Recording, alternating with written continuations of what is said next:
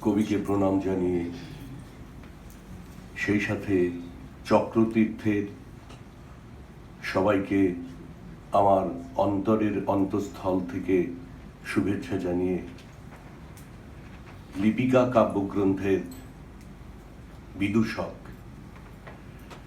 কাঞ্চীর রাজা কর্ণাট জয় করতে গেলেন। তিনি হলেন জয়ী।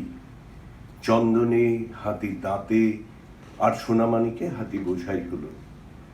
দেশে ফেরবার পথে বলেশ্বরীর মন্দির বলির রক্তে ভাসিয়ে দিয়ে রাজা পুজো দিলেন। পুজো দিয়ে চলে আসছেন, সঙ্গে কেবল মন্ত্রী আর বিদূষক। পথের ধারে এক জায়গায় দেখলেন আমবাগানে ছেলেরা খেলা করছে। রাজা তার দুই সঙ্গীকে বললেন, দেখে আসি ওরা কি খেলছে। ছেলেরা দুই সারি পুতুল সাজিয়ে যুদ্ধ খেলছে।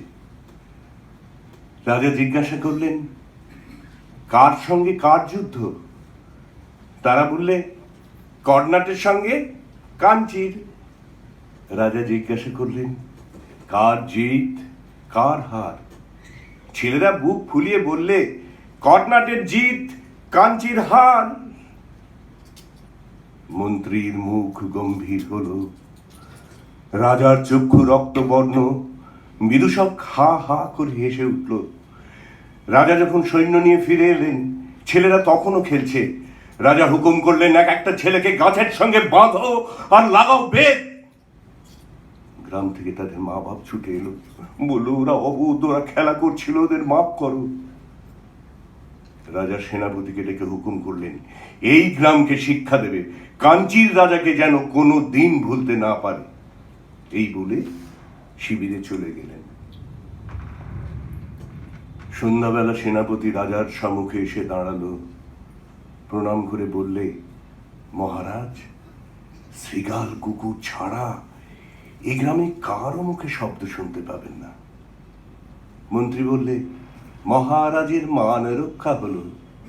পুরোহিত বললে, বিশ্বেশ্বরী মহারাজের সহায়। বিদূষক বললে, মহারাজ, এবার আমাকে বিদায় দিন। রাজা বললেন, কেন? বিদূষক বললে, মহারাজ, আমি মারতেও পারিনি, কাটতেও পারিনি। বিধাতার প্রসাদে আমি কেবল হাসতে পারি। মহারাজের সভায় থাকলে আমি হাসতে ভুলে যাব। নমস্কার।